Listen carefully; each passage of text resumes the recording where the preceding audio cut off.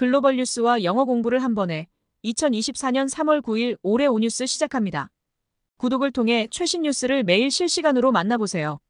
Number 1. Montenegro High Court reverses U.S. extradition decision. Orders return of Terraform CEO to South Korea. 몬테네그로 고등법원, 미국 인도 결정 뒤집고 테라폼랩스 CEO 한국 송환 명령. The High Court in Podgorica, Montenegro, has overturned a decision to extradite Do Kwon, CEO of Terraform Labs, to the United States, opting instead to send him back to South Korea, as reported by the local daily Vijesti on March 7. The Montenegro Appeals Court accepted Do Kwon's appeal on March 5, invalidating the Podgorica High Court's extradition to the U.S. and ordering a retrial.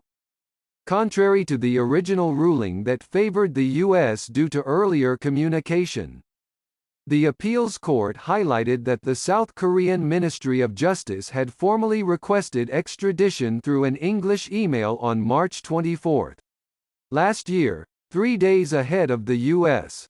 This decision forces the lower court to align with the appeals court's finding. Although the High Court did not disclose the reasons behind reversing the extradition to the U.S. and deciding on repatriation to South Korea. While the judicial proceedings regarding Do Kwon's extradition appear to be concluded, whether he will actually be sent back to South Korea remains uncertain.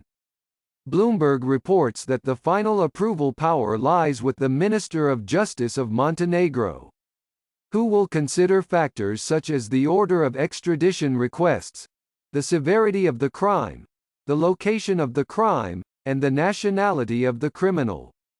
Do Kwon, co-founder of Terraform Labs, fled to Singapore in April 2022. Just before the cryptocurrency Terra and Luna crashed, and after traveling through the UAE and Serbia. He was arrested in Montenegro on March 23 last year with a fake Costa Rican passport while attempting to board a private jet to Dubai. 몬테네그로 포드고리차의 고등법원이 미국으로의 권도형 테라폼랩스 CEO의 인도 결정을 뒤집고 대신 그를 한국으로 송환하기로 결정했다고 현지 일간지 BST가 3월 7일 보도했습니다. 몬테네그로 항소법원은 3월 5일 권 씨의 항소를 받아들여 미국으로의 인도 결정을 무효화하고 재심을 명령했습니다. 원래 미국에 유리했던 이전 통신과 달리 항소법원은 한국 법무부가 작년 3월 24일 영어 이메일을 통해 인도를 공식 요청했으며 이는 미국보다 사흘 앞섰다고 강조했습니다. 이 결정은 하급법원이 항소법원의 판단에 따를 수밖에 없게 만들었으나 고등법원은 미국으로의 인도 결정을 뒤집고 한국으로의 송환 결정 뒤에 있는 이유를 공개하지 않았습니다. 권 씨의 인도에 관한 사법 절차는 마무리된 것으로 보이지만 그가 실제로 한국으로 송환될지는 아직 불투명합니다. 블룸버그는 몬테네그로 법무부 장관이 최종 승인 권한을 가지고 있으며 인도, 요청 순서, 범죄의 중대성, 범죄 장소, 범죄인의 국적 등을 종합적으로 고려할 것이라고 보도했습니다. 테라폼랩스의 공동 창업자인 권 씨는 가상화폐 테라루나가 폭락하기 직전인 2022년 4월 싱가포르로 출국한 뒤 UAE와 세르비아를 거쳐 지난해 3월 23일 몬테네그로에서 가짜 코스타리카 여권을 가지고 두바이로 가는 전용기에 탑승하려다가 체포되었습니다. Useful idiom forces the lower court to align. 하급법원이 따를 수밖에 없게 만든다. This decision forces the lower court to align with the appeals court's finding. Although the High Court did not disclose the reasons behind reversing the extradition to the U.S. and deciding on repatriation to South Korea. 이 결정은 하급법원이 항소법원의 판단에 따를 수밖에 없게 만들었으나 고등법원은 미국으로의 인도 결정을 뒤집고 한국으로의 송환 결정 뒤에 있는 이유를 공개하지 않았습니다. Number 2. U.S. moves closer to banning TikTok amid bipartisan national security concerns. 미국 양당 간 국가안보 우려 속 틱톡 금지에 한 걸음 더 다가서. The possibility of TikTok, a video sharing app owned by the Chinese parent company ByteDance, being banned in the United States, is growing as both the Democratic and Republican parties express unanimous national security concerns. On March 7, the U.S. House Energy and Commerce Committee unanimously passed a bill banning TikTok usage in the country's app stores until ByteDance completely divests it, citing national security worries. The bill was sponsored by 20 lawmakers, including Republican Michael Gallagher, chair of the Select Committee on the Strategic Competition between the United States and the Chinese Communist Party, and Democrat Raja Krishnamurthy, the committee's ranking member. The essence of the bill requires ByteDance to sell TikTok within 165 days after the enactment, failing which the sale of TikTok in U.S. app stores will be deemed illegal.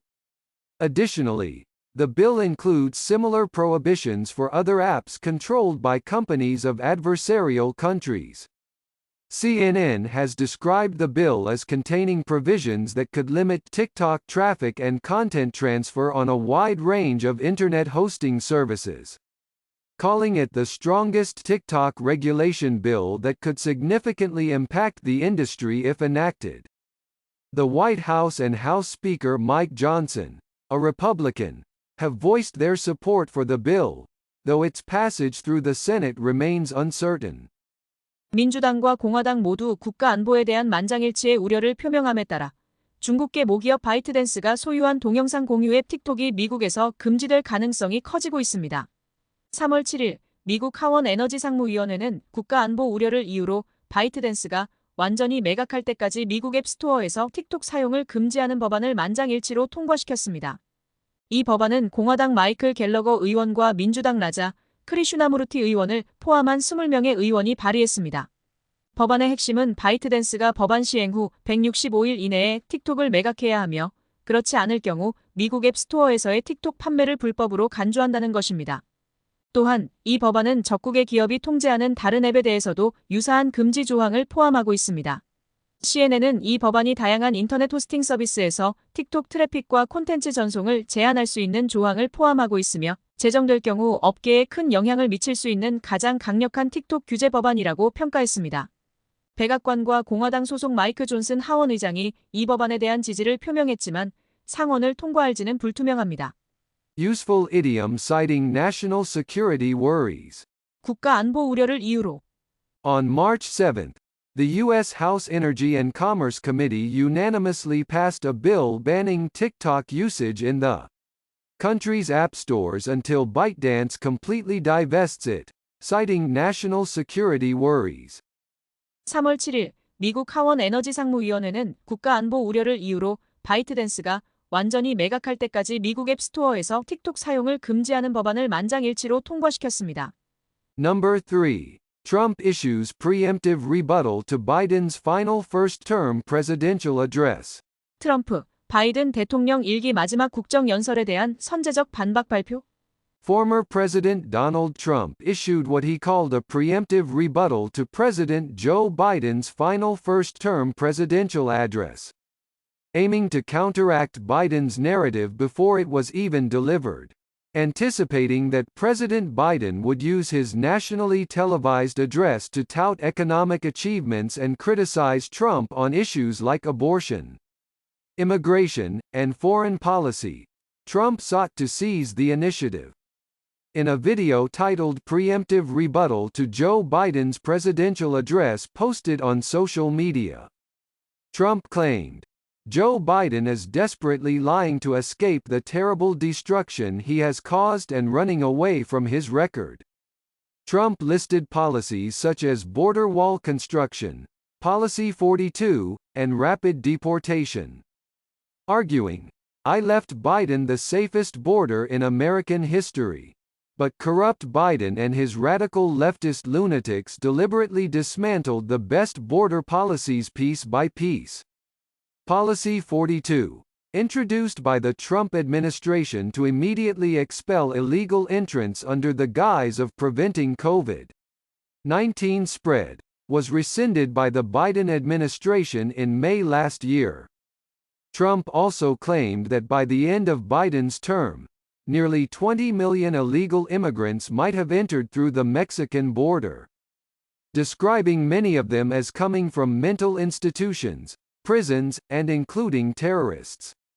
Additionally, Trump ridiculed Biden's recent criticism of shrinkflation, calling it the most ridiculous scene America has witnessed, and argued, shrinkflation is just another way of indicating inflation. Accusing Biden and his communists of stealing trillions of dollars from Americans to spend on illegal immigrants and the new green scam, which he said triggered the highest inflation in decades.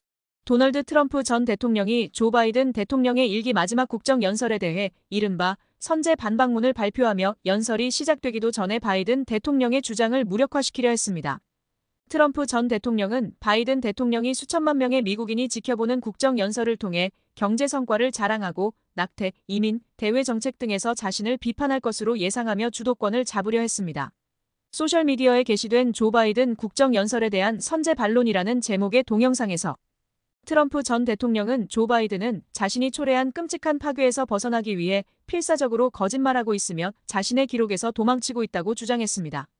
국경장벽 건설, 42호 정책, 신속 추방 정책 등을 열거하며 나는 바이든에게 미국 역사상 가장 안전한 국경을 물려주었지만 부패한 바이든과 그의 급진 좌파 미치광이들은 최고의 국경 정책을 고의로 해체했다라고 주장했습니다. 코로나19 확산 방지를 명분으로 도입된 42호 정책은 트럼프 행정부가 불법 입국자를 즉시 추방하기 위해 도입했으면 바이든 정부에 의해 지난해 5월 폐지되었습니다. 트럼프 전 대통령은 바이든 임기가 끝날 때쯤 멕시코 국경을 통해 불법으로 입국한 이주민 규모가 거의 2천만 명에 이를 것이라고 주장하며 이들 중 많은 수가 정신병원, 감옥 출신이며 테러리스트라고 주장했습니다. 또한 트럼프는 최근 바이든 대통령이 비판한 슈링크플레이션을 조롱하며 이것은 미국이 본 가장 우스꽝스러운 장면이라고 말하고 슈링크플레이션은 인플레이션을 나타내는 또 다른 방식이라고 주장했습니다. 이어 바이든과 그의 공산주의자들은 불법 이주민과 새로운 녹색 사기에 수조 달러를 낭비하며 수십 년 만에 가장 높은 인플레이션을 촉발했다고 비난했습니다. Useful idiom piece by piece. 조금씩 하나하나. I left Biden the safest border in American history. But corrupt Biden and his radical leftist lunatics deliberately dismantled the best border policies piece by piece. 나는 바이든에게 미국 역사상 가장 안전한 국경을 물려주었지만 부패한 바이든과 그의 급진 좌파 미치광이들은 최고의 국경 정책을 고의로 하나하나 해체했다. Number 4. Former leader Kim Moo-sung foresees high potential in ENCHEM at Interbattery 2024. 김무성 전 대표 인터배터리 2024에서 엔캠의 높은 발전 가능성 전망. Former Saenuri Party leader Kim Moo-sung attended the largest battery exhibition in Korea, Interbattery 2024, and praised ENCHEM for its high potential for growth in an interview with our publication. Kim highlighted that while the top two electrolyte companies are Chinese, ENCHEM ranks third globally and its market share in the U.S. is expected to increase as the U.S. raises trade barriers against Chinese products. ENCHEM, a global secondary battery materials specialist, has commercialized the world's first second-generation electrolyte for electric vehicles and established a unique major battery global supply chain.